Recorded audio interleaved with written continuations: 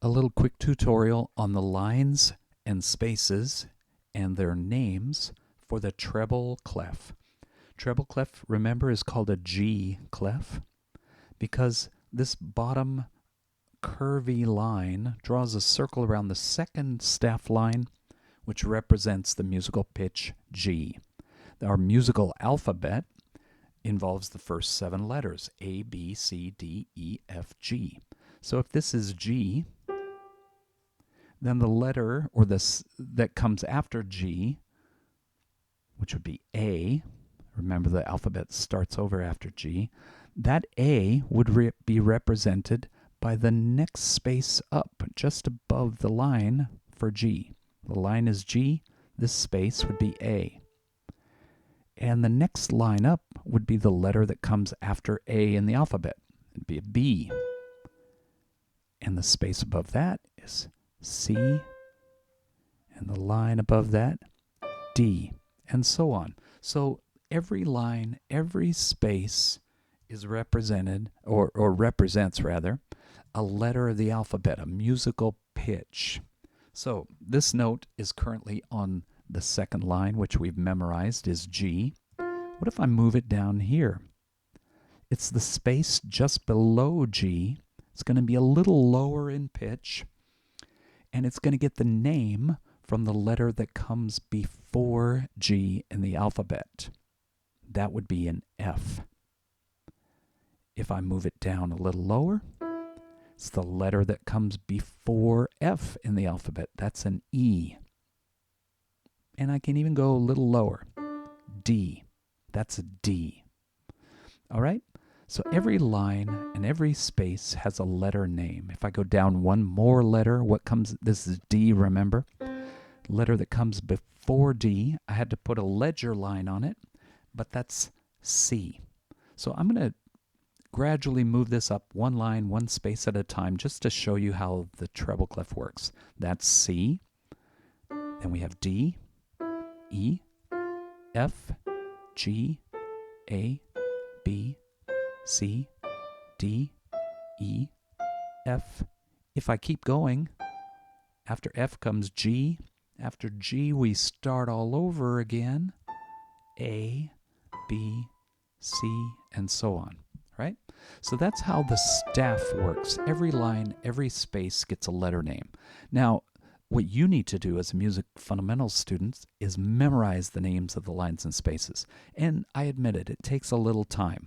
So I'm going to show you a little shortcut. We're going to memorize a cutesy little saying to learn the names of the notes on the lines of the treble clef. So I'll just go through here and put a note on each line.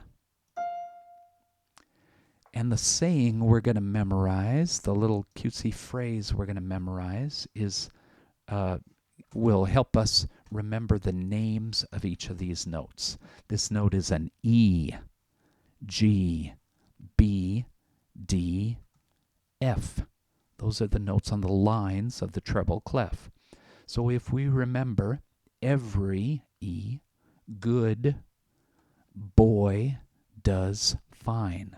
E, every, G, good, boy, B, does, D, fine, F.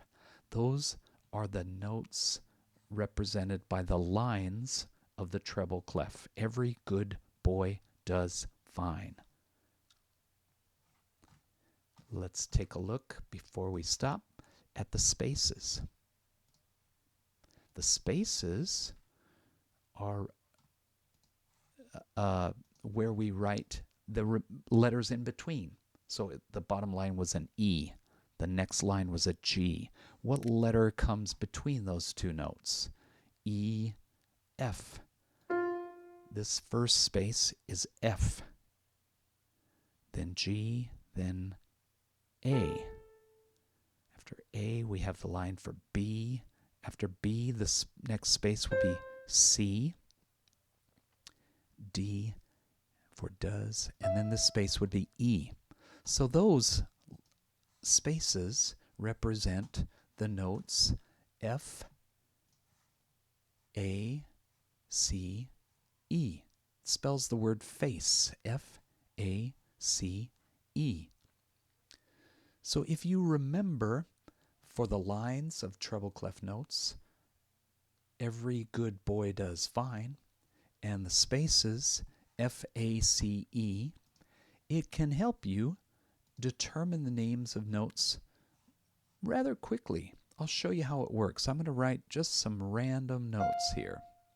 Some of them on lines, some of them on spaces, and we'll figure out the names for each of them. Okay? Let's look at these 5 notes. The first one is on the top line. Okay? Notes on lines, I think every good boy does fine. Fine. So this is an F. The next one's on a space. Do you remember the little shortcut we had for notes on spaces? The bottom space, F-A-C-E. So that's A, isn't it? Here we have a note on line again. Every good boy. That's a B. This one's easy. It's on the first space, F. F-A-C-E for the spaces. That's on the first space. That's an F. Now this one's a little tricky. It's on a space, but F-A-C-E only gets us up this far to the 4th space. We don't know anything about above the staff yet. So I'm going to show you another little trick. Let's use the lines. Every good boy does fine.